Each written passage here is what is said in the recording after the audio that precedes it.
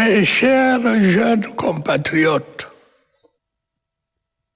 au moment où je m'adresse à vous, je mesure les préoccupations légitimes qui sont les vôtres dans un contexte international marqué par une succession de crises dont les effets touchent la quasi-totalité des secteurs d'activité et n'épargnent aucun État. Lors de mon récent message à la nation, j'avais indiqué à cet égard que la vitesse d'exécution de certaines de nos politiques publiques se trouvait perturbée par ces chocs exogènes, mais aussi par la persistance de certaines menaces internes. Il est clair que cet environnement particulièrement contraignant a pu relativement ralentir le rythme que nous avons souhaité impulser à notre développement. Je le déplore autant que vous. Je puis toutefois vous assurer que je n'ai jamais perdu de vue les objectifs que nous nous sommes fixés ensemble. Bâtir une nation forte, une économie prospère, un pays fier, libre et uni dans sa diversité. C'est une mission sacrée. C'est une mission à laquelle j'entends continuer à consacrer toute mon énergie afin que chacun de vous ait l'opportunité de s'épanouir pleinement et de réaliser ses aspirations. Ces dernières années, nous avons déployé des efforts méritoires et mobilisé d'importantes ressources financières pour relever les nombreux défis auxquels nous étions confrontés au plan sécuritaire, sanitaire, humanitaire, économique et financier. Nous allons continuer dans cette voie, résolument. Je m'y engage. Mes chers jeunes compatriotes, face aux crises multiples qui caractérisent le contexte actuel et aux difficultés qui en découlent, il est normal que, comme les jeunes du monde entier, vous puissiez vous sentir quelque peu désorientés. Il est normal que vous soyez tentés de vous laisser gagner par le doute, par la peur du lendemain. N'en faites rien. Ne baissez surtout pas les bras. Au contraire, armez-vous de votre intelligence, de votre sagesse, de votre détermination, de vos compétences et de vos talents pour relever les défis du présent et du futur. L'éducation, j'ai déjà eu l'occasion de vous le dire, est à cet égard incontournable. À quoi vous servirait-il d'être talentueux si vous n'êtes pas organisé? À quoi vous servirait-il d'être intelligent si vous vous découragez face à la première difficulté? Vous devez donc continuer à vous éduquer. Vous devez également continuer à cultiver le goût de la discipline et de l'effort, tout en vous laissant guider par les vertus de la créativité et de l'audace.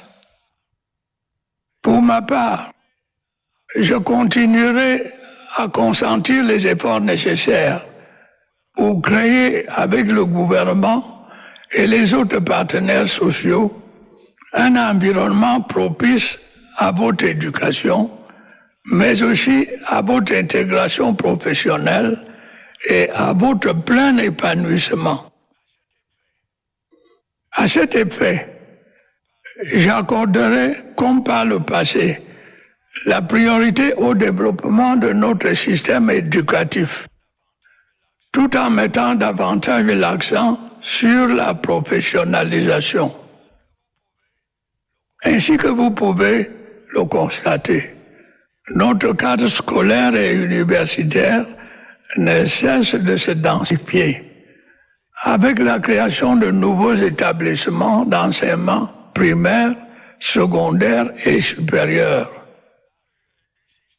En marge du système éducatif classique, le gouvernement a créé des centres de formation professionnelle d'excellence dans plusieurs localités de notre pays. Leur mise en place va se poursuivre et s'étendra sur l'ensemble du territoire national.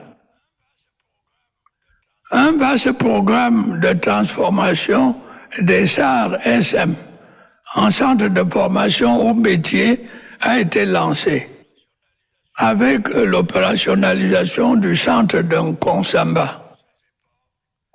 Tous ces efforts visent à vous assurer la meilleure formation possible afin de vous rendre compétitif et capable non seulement de saisir les opportunités d'emploi qui s'offrent à vous, tant au niveau local qu'international, mais surtout de devenir de véritables auto-entrepreneurs.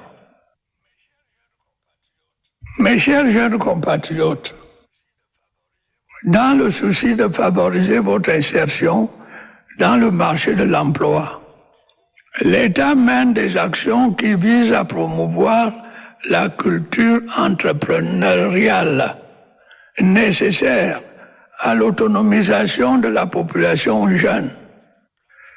C'est le sens du plan triennal spécial jeune que j'ai prescrit en 2016.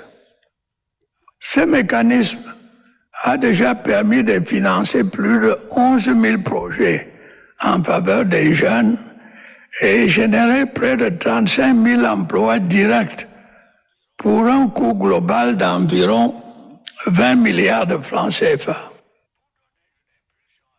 Pour donner une impulsion à ce dispositif, j'ai instruit le gouvernement d'accélérer la mise sur pied du fonds de garantie aux jeunes entrepreneurs en y intégrant un guichet spécial dédié au financement des projets des jeunes de la diaspora camerounaise. Dans ma récente adresse à la nation, j'ai annoncé le démarrage ou la poursuite de nombreux projets dans divers secteurs, notamment les infrastructures, l'énergie, les mines. Il s'agit là de niches d'emploi que je vous invite à exploiter.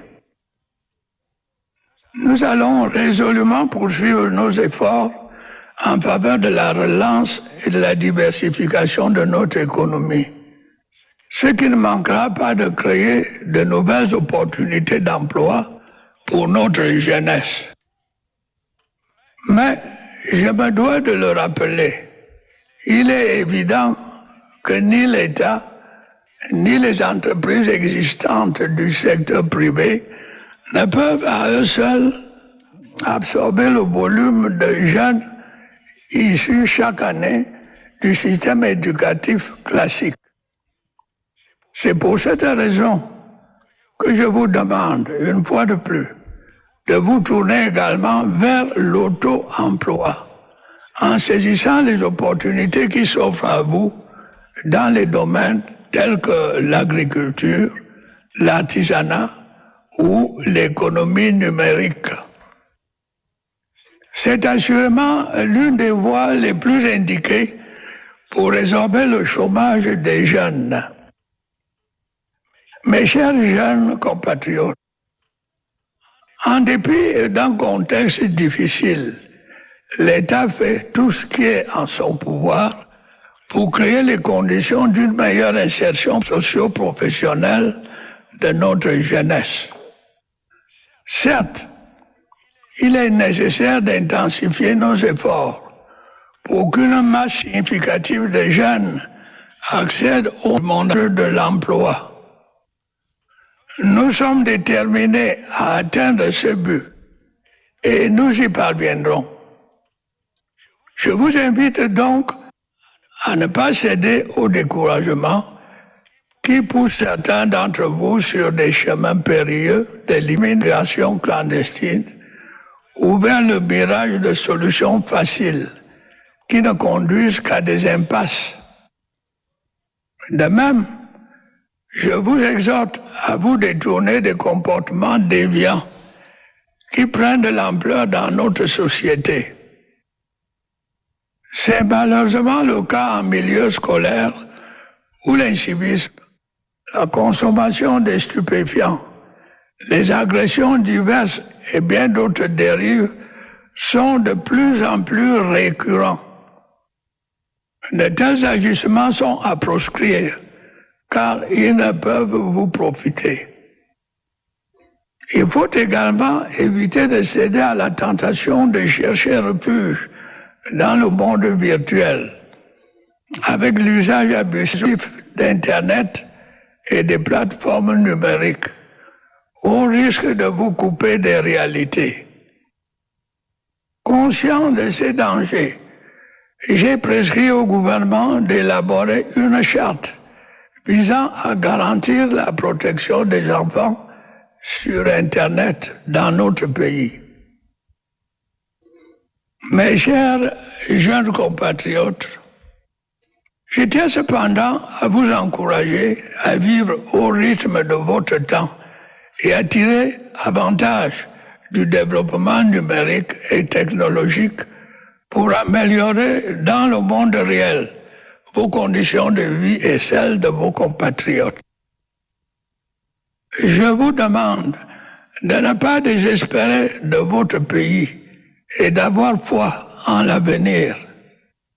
Les difficultés existeront toujours dans la vie des êtres humains, mais elles sont faites pour être affrontées avec courage et détermination.